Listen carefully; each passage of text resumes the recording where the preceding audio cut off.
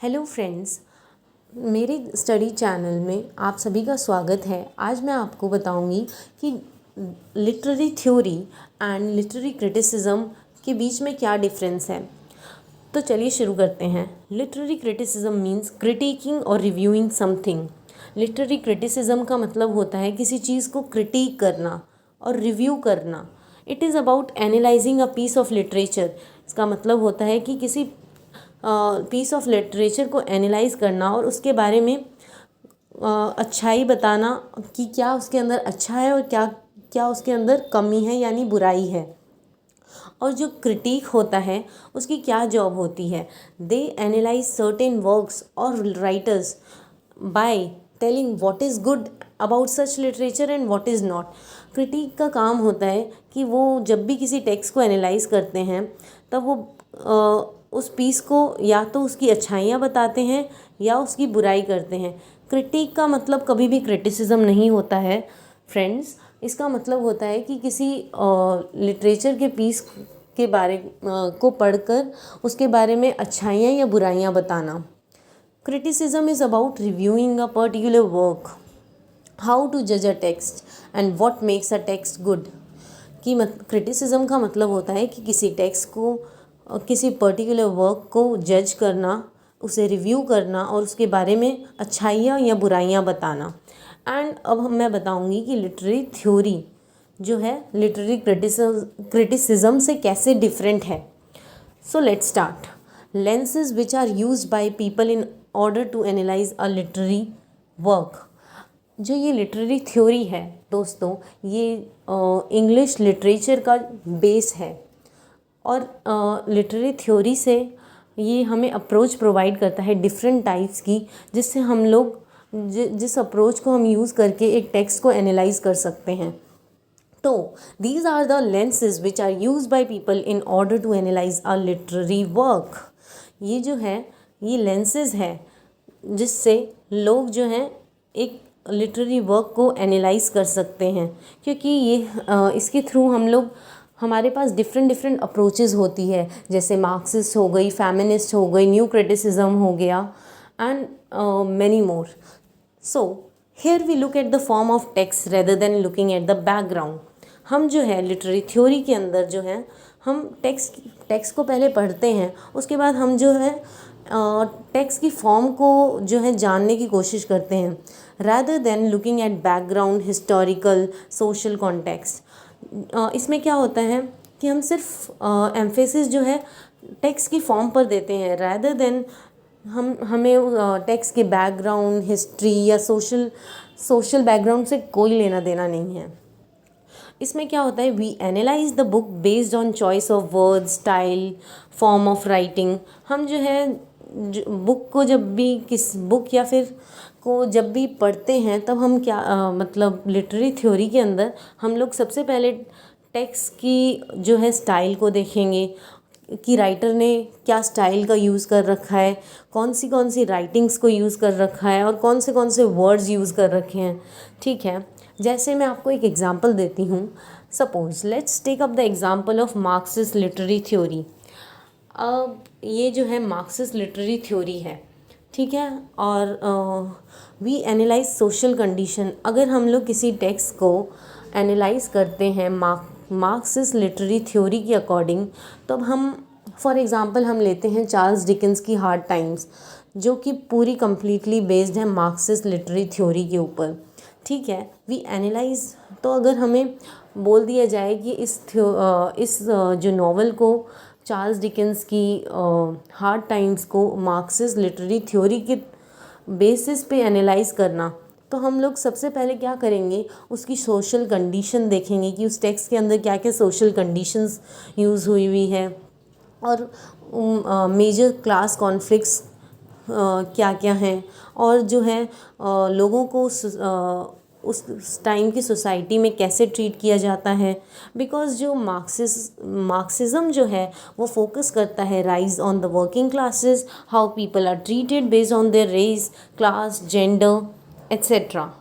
और दूसरा मैं एग्जांपल देना चाहूँगी, अगर हमें टेक्स्ट को एनालाइज करते हैं फेमिनिस्ट पर्सपेक्टिव के थ्रू, तो हम उसमें जो है मेनली फोकस करेंगे जेंडर रिलेशंस पर, और जैसे जो वुमेंस को जो है how marginalise role of women was there in particular text, and woman was, and we bring into light about female voice, and हम लोग ये इश्यूज़ को देखेंगे, जैसे फीमेल वॉइस का उसके अंदर क्या क्या रोल है और वुमेंस को कैसे ट्रीट किया जाता है, and how they were mistreated at that time, एंड ये बताएंगे कि वुमेंस जो है उस टाइम पर उनको कैसे ट्रीट किया जाता था। ठीक है। With the literary theory, readers can engage with text in a particular manner. And literary theory के थ्रू क्या होता है, जो रीडर क्या कर सकता है, वो एक टेक्स्ट को पर्टिकुलर वे के थ्रू एनालाइज कर सकता है। जैसे कि मैंने आपको ऊपर बताया कि अगर उसे मार्क्सिस्ट थ्योरी के बेसिस पर अगर उसे टेक्स्ट एनालाइज करने के लिए दें तो उसको क्लास कॉन्फ्लिक्ट्स वगैरह पर फोकस करना किया जाता है, उस पर फॉलो करेंगे। एंड अगर फेमिनिस्ट पर्सपेक्टिव से अगर किसी टेक्स्ट को एनालाइज करते हैं तब हम लोगों को वुमेन का स्टेटस देखना है कि उस टाइम की सोसाइटी में वुमेन्स को कैसे ट्रीट किया जाता था, एंड उनके साथ कैसे ट्रीट किया जाता था, एंड उनका मार्जिनलाइज स्टेटस था कि नहीं था, एंड जेंडर रिलेशंस उस टाइम कैसे वर्क करते थे। तो इस तरह हम लोग लिटरेरी थ्योरी को जो है के थ्रू एक टेक्स्ट को एनालाइज कर सकते हैं। इन criticism writers would tell us what is good और बैड। अब जो है लिटरेरी क्रिटिसिज्म के अंदर क्या होता है, जो एक क्रिटिक होता है वो एक टेक्स्ट को पढ़कर अपने इमोशनल रिस्पॉन्सेस देता है कि उसे उस टेक्स्ट को पढ़कर कैसा लगा, क्या उसे अच्छाइयाँ लगी और क्या उस टेक्स्ट को पढ़कर उसको कमी नज़र आई। ठीक है। बट लिटरेरी थ्योरी का मतलब है कि हम खुद ही क्रिटिक बन जाते हैं, और जो we analyse the text telling what is good और बैड। हम लोग जो है टेक्स्ट को पढ़कर ये तो बताते हैं कि क्या क्या अच्छा लगा और क्या क्या बुरा लगा, बट हम लोग इसमें क्या करते हैं, हम एक पर्टिकुलर थ्योरी लेकर टेक्स्ट को एनालाइज करते हैं। जैसे पर्टिकुलर थ्योरी का कहने का मतलब है, जैसे मार्क्सिस्ट थ्योरी ले ली हमने, न्यू क्रिटिसिज्म के थ्रू एक टेक्स्ट को हमने एनालाइज करा। तो इस तरह हम लोग लिटरेरी थ्योरी के थ्रू एक जो है टेक्स्ट को एनालाइज कर सकते हैं। They refer to the established approaches.